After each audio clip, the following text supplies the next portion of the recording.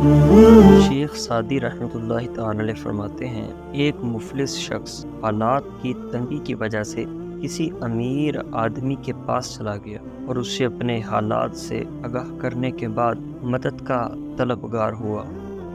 وہ امیر شخص مال تو رکھتا تھا مگر اخلاق جیسی نعمت اس کے پاس نہ تھی۔ اس نے اس مفلس شخص کو ڈانٹا اور اپنے ملازموں کو حکم دیا کہ اسے دھکے مار کے یہاں سے باہر نکال دیں۔ اس مفلس شخص کو اس بد اخلاق امیر کی یہ حرکت ناگوار گزری اور اللہ رب العالمین نے اس امیر شخص کے ساتھ ایسا کیا کہ اس کی تقدیر بدل گئی اور بے در پہ نقصانات کی وجہ سے اس کا سارا مال برباد ہو گیا اور اس شخص کی عزت اور وجاہت جاتی رہی جس کے بھروسے پر وہ غرور کیا کرتا تھا۔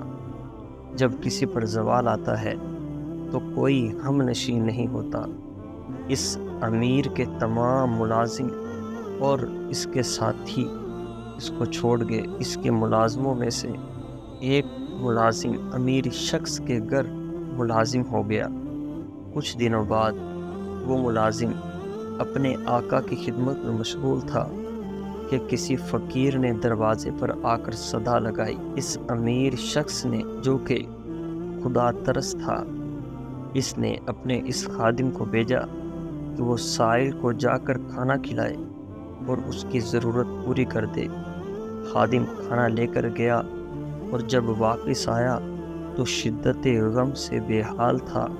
اس کی آنکھوں سے آنسو جاری تھے جیسے اسے کوئی بڑا صدمہ پہنچ گیا ہو۔ اس امیر شخص نے یوں رونے کی وجہ دریافت کی تو اس ملازم نے کہا کہ جو شخص دروازے پر صدا لگا رہا ہے وہ کسی وقت میں بہت زیادہ دولت مند ہوا کرتا تھا اور میں اس کے ملازموں میں شامل تھا۔ آج اس کی یہ حالت دیکھ کر مجھے رونا آ گیا۔ اس امیر شخص نے جب ملازم کی بات سنی تو کہا، میں اس کو پہچان گیا، لیکن کیا تو نے مجھے پہچانا ہے؟ میں وہی مفلس شخص ہوں جو اس کے پاس اپنا سوال لے کر آیا تھا، مگر اس نے مجھے وہاں بے عزت کر کے گھر سے نکال دیا تھا۔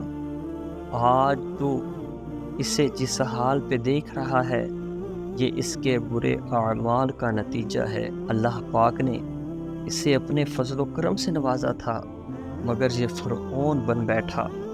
اگر وہ ایسا نہ کرتا تو آج یہ شخص اس حال پہ نہ ہوتا۔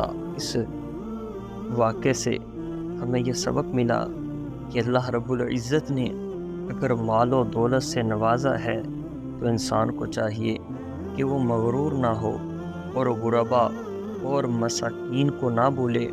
اگر کوئی اپنے مال پر فخر کرتا ہے تو وہ قارون کا انجام دیکھ لے کہ جسے اس کے مال سمیت زمین میں دھنسا دیا گیا تھا۔